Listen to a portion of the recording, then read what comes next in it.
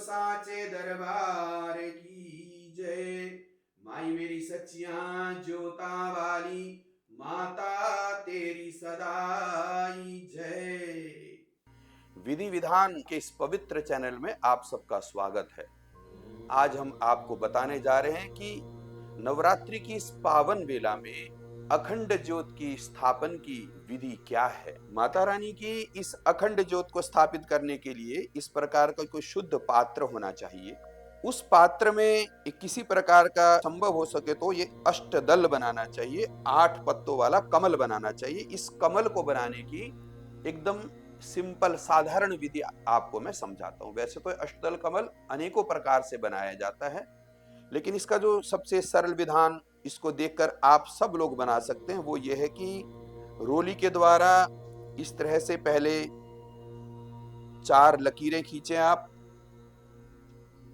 फिर इस तरह से इनके बीच में से होकर गुजरती हुई 2 रेखाएं और खींचें। इस तरह से एक सितारे की आकृति आपके पास आ जाएगी। फिर इन सभी लाइनों को आपस में मिलाएं। ये इस तरह से जैसे से मिलाएंगे उस तरह से अष्टदल का निर्माण होता चल। अष्टदल अर्थात 8 पत्तों वाला कमल।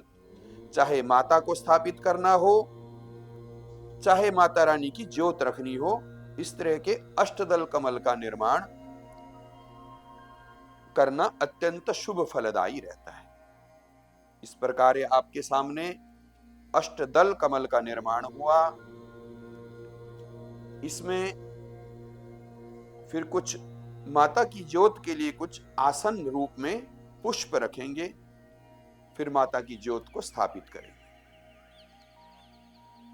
ओम शरणागत दीनार्त परित्राणम परायणे सर्वस्यार्ति हरे देवी नारायणी नमोस्तुते। इस पात्र को फिर माता रानी के सम्मुख बिल्कुल इनके सामने रखनी चाहिए, ताकि इस ज्योति का प्रकाश माता रानी के चरणों में, उनके पूरे बदन में पड़े और माता का आशीर्वाद बदले में हमें प्राप्त हो। नित्य प्रति किसी प्रकार कोई अशुद्धि, कोई मक्खी मच्छर यदि आ जाए तो इस पात्र की सफाई करनी चाहिए। और रोजाना कुछ 5 या 7 फल इसमें रखने चाहिए। ये पात्र खाली नहीं रखना चाहिए। जितना भरा हुआ रहेगा उतने ही जीवन में शुभ फलों की प्राप्ति होगी। इस प्रकार के 5 या 7 फलों से आप इसको सदा सुसज्जित रखें। अगले दिन ये फल अपने घर में बच्चों को प्रसाद रूप में दे सकते हैं, सब लोग खा सकते हैं। कल इनको उठा लें और फिर दूसरे नए फल इसमें आप लोग रख दीजिए। थोड़ा सा भोग के लिए, माता रानी के भोग के लिए ये पंचमेवा भी चढ़ाना चाहिए ज्योति में। और संभव हो तो रोज पुष्पमाला चढ़ाएं, नहीं तो कुछ 2-4 फूल माता रानी की ज्योत को अर्पित करते रहें। या देवी सर्वभूतेषु शक्ति रूपेण संस्थिता नमस्तस्यै नमस्तस्यै नमस्तस्यै नमो नमः। इस प्रकार माता रानी की ये अखंड ज्योत स्थापित करने के पश्चात सदा इसमें कुछ ताजे फल रखने चाहिए। रोज 5 या 7 फल कम से कम इसके अंदर रखें। रोज एक नारियल की स्थापना अवश्य होनी चाहिए। ये माता रानी का स्वरूप है, इसी में माता का आशीर्वाद बरसता है 9 दिन तक। बाद में इस नारियल को तोड़कर जब सब लोग प्रसाद रूप में कन्याओं को देते हैं और स्वयं खाते हैं तो माता का पूरा प्रभाव, पूरा आशीर्वाद हमें प्राप्त होता है। इसलिए नारियल की बहुत अधिक महत्ता है। अब ये ज्योत तो हमने जला ली, अब इसके नियम क्या है। जब घर में ज्योत जल रही हो तो कभी भी दरवाजा बंद करके नहीं जाना चाहिए। कोई न कोई एक व्यक्ति वहां पर मौजूद जरूर रहना चाहिए। जिस तरह घर में कोई एक बड़ा मेहमान आता है तो हम सब लोग मिलकर के उसकी खातिरदारी करते हैं, ऐसे उसको एकांत में नहीं छोड़ देते हैं। इसी तरह ये मां सर्वेश्वरी भगवती मां जगदम्बा और उनका साक्षात रूप ये ज्योत जब घर में हमने विराजमान की है तो इसको छोड़ करके कभी भी नहीं जाना चाहिए। कोई एक व्यक्ति जरूर रहे और सुबह शाम ज्योत, धूप, आराधना, थोड़ी देर दुर्गा सप्तशती का पाठ या दुर्गा चालीसा का पाठ, जैसा भी आपसे बन सके जरूर करना चाहिए। इस प्रकार विधि से जब घर में ज्योत जलती है तो संभव हो तो लाल आसन में बैठकर भगवती मां दुर्गा के नवारण मंत्र का, ये जो जगत प्रसिद्ध नवारण मंत्र है, ओम एम ह्रीम क्लीम चामुंडायै विच्चे, इस मंत्र की हो सके तो 9 माला का जाप लाल चंदन या रुद्राक्ष की माला से करें। जो भक्तगण माता की इस प्रकार से आराधना करते हैं, इस नवारण मंत्र की 9 मालाएं नवरात्रि पर्यंत जाप करते हैं, उनके सभी काम सिद्ध होने लगते हैं।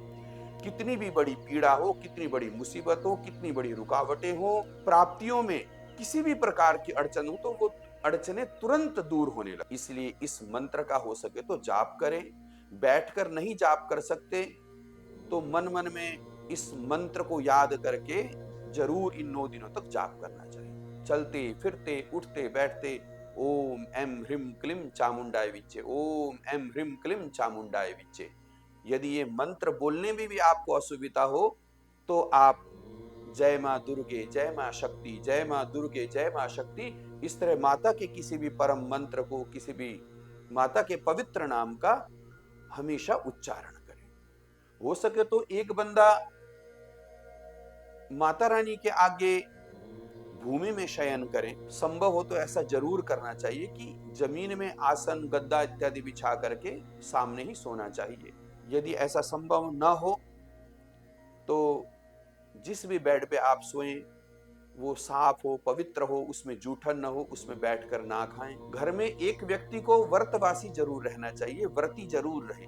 जब इतनी बड़ी आपने अखंड ज्योत जलाई है तो एक व्यक्ति को कम से कम व्रत जरूर रखना चाहिए। किसी प्रकार घर में क्रोध का वातावरण उत्पन्न न करें, किसी प्रकार के अपशब्दों का प्रयोग न करें।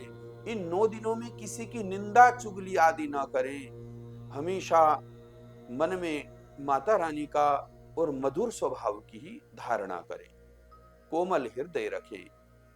जितना हो सके रोजाना गौ माता की कोई फल या रोटी आदि से सेवा करें। किसी कन्या को भी संभव हो तो कुछ दान दक्षिणा आदि दें। मतलब जो भी दान धर्म जो आपसे सुबह शाम बन सके जरूर करें। अपना एक अहोभाव जगाए रखें कि मैंने अपने घर में ये माता रानी की अखंड ज्योत जलाई है, इसका मुझे आशीर्वाद प्राप्त हो। और जो चीजें नहीं करनी चाहिए, घर में किसी प्रकार का प्याज, लहसुन या तामसी पदार्थ का सेवन न करें। जिस घर में, जिस कमरे में अखंड ज्योत जल रही हो वहां पर बिना नहाए, अशुद्ध अवस्था में, अपवित्र अवस्था में नहीं जाना चाहिए। विशेषकर माताएं, बहनें, स्त्रियां जो अशुद्धि की अवस्था में हो अर्थात रजस्वला की अवस्था में हो, उनको ज्योत के आगे बिल्कुल भी नहीं आना चाहिए।